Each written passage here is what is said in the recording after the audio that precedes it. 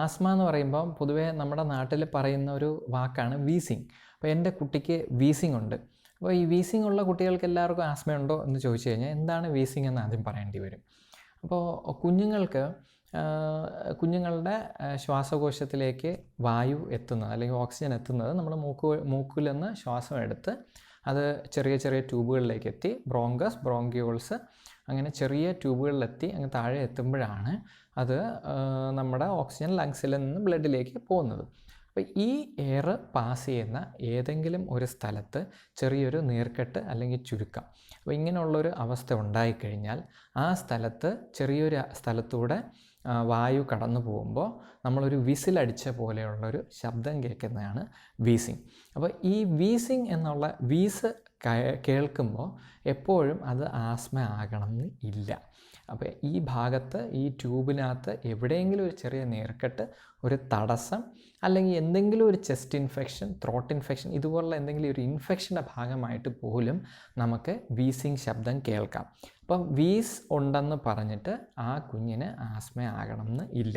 കാര്യം ഇത് പലപ്പോഴും വരുന്ന ഒരു കാര്യമാണ്. ഇപ്പോൾ നമ്മൾ കുഞ്ഞിനൊരു സാധാരണ ഒരു ചെസ്റ്റ് ഇൻഫെക്ഷൻ ആയിരിക്കും, പരിശോധിച്ച് നോക്കുമ്പോൾ വീസിങ് കേൾക്കുന്നുണ്ട്, വീസ് ഉണ്ട് എന്ന് പാരൻസിനോട് ചിലപ്പോൾ പറയുമായിരിക്കും. അത് കേട്ട ഉടനെ അയ്യോ എൻ്റെ കുഞ്ഞിന് ആസ്മയാണ് എന്ന് ധരിക്കേണ്ട കാര്യമില്ല. പക്ഷേ എന്നാൽ ആസ്മയുള്ള കുട്ടികൾക്കും വീസ് കേൾക്കാം.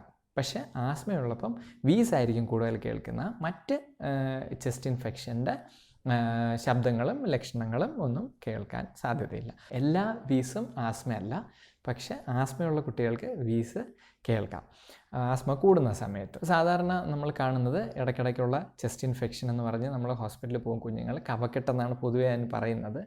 അപ്പോൾ ആൻറ്റിബയോട്ടിക് കൊടുക്കും, സ്റ്റിറോയിഡ് കൊടുക്കും, നെബുലൈസേഷൻ കൊടുക്കും, ഇഞ്ചക്ഷൻ കൊടുക്കും, കുഞ്ഞിൻ്റെ അസുഖം മാറും, നമ്മൾ ഹാപ്പി ആയിട്ട് വീട്ടിൽ പോകും. പിന്നെ അടുത്ത മാസമോ കുറച്ച് ദിവസം കഴിയുമ്പോൾ പിന്നെയും ഇത് വന്നുകൊണ്ടിരിക്കുന്ന റിക്കറൻ്റ് ആയിട്ടുള്ള ലക്ഷണങ്ങൾ. അപ്പോൾ ഇങ്ങനെയുള്ളൊരു കുട്ടിക്ക് ആസ്മയാണോ അതോ ചെസ്റ്റ് ഇൻഫെക്ഷൻ ആണോ എങ്ങനെ തിരിച്ചറിയും? സാധാരണ നമ്മൾ ചെയ്യുന്നത് ഒരു ഹിസ്റ്ററി ഡീറ്റെയിൽസ് ഒക്കെ ചോദിക്കുന്നതൊക്കെ ഞാൻ മറ്റൊരു വീഡിയോയിൽ പറഞ്ഞിട്ടുണ്ട്, അപ്പോൾ അതുകൂടെ കണ്ടു നോക്കാം. അപ്പോൾ അത് കഴിഞ്ഞിട്ട് നടത്തുന്ന ടെസ്റ്റുകൾ എന്തൊക്കെയാണെന്ന് ചോദിച്ചു കഴിഞ്ഞാൽ പൊതുവേ ഇൻഫെക്ഷനോ അങ്ങനത്തെ കാര്യങ്ങളൊക്കെ ഉണ്ടോ എന്നുള്ളത് നോക്കാനുള്ള ചില ടെസ്റ്റുകൾ ചെയ്യാറുണ്ട്. എന്തെങ്കിലും സംശയം ഉണ്ടെങ്കിൽ ചെസ്റ്റ് എക്സ്റേ എടുക്കാറുണ്ട്.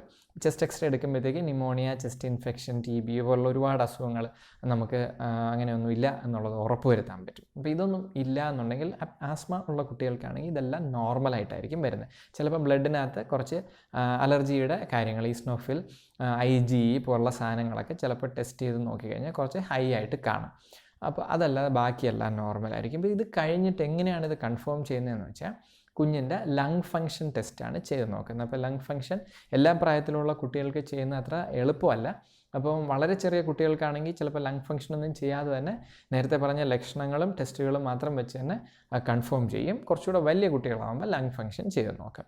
അപ്പോൾ അതിനകത്ത് പ്രധാനമായിട്ടും നോക്കുന്ന റിവേഴ്സിബിലിറ്റി എന്ന് പറയുന്ന ഒരു കാര്യമാണ്. അപ്പോൾ കുഞ്ഞിനെ ആദ്യം ലങ് ഫങ്ഷൻ ഒന്ന് നോക്കും, നോക്കിക്കഴിഞ്ഞതിന് ശേഷം ഒന്ന് നെബുലൈസ് ചെയ്യും. നെബുലൈസ് ചെയ്തതിന് ശേഷം ഇത് പെട്ടെന്ന് ഇമ്പ്രൂവ് ചെയ്യുന്നുണ്ടോ എന്ന് നോക്കും. അപ്പം പെട്ടെന്ന് റിവേഴ്സിബിൾ ഒരു ആവി എടുക്കുമ്പോൾ നെബുലൈസേഷൻ, വീട്ടിലെ ആവിയല്ല, നമ്മുടെ മെഡിസിൻ ബ്രോങ്കോ ഡൈലേറ്റർ എന്ന് പറയുന്ന മെഡിസിൻ, നമ്മുടെ ഈ പറയുന്ന ട്യൂബുകളെ പെട്ടെന്ന് വികസിപ്പിക്കുന്ന ഒരു ആവി എടുത്ത് കഴിയുമ്പോഴത്തേക്ക് പെട്ടെന്ന് ലങ് ഫങ്ഷൻ ഇമ്പ്രൂവ് ചെയ്യുകയും ചെയ്യും. അപ്പോൾ അത് വരുമ്പോഴത്തേക്ക് ഏകദേശം ആസ്മയാണെന്നുള്ളത് കൺഫേമായി.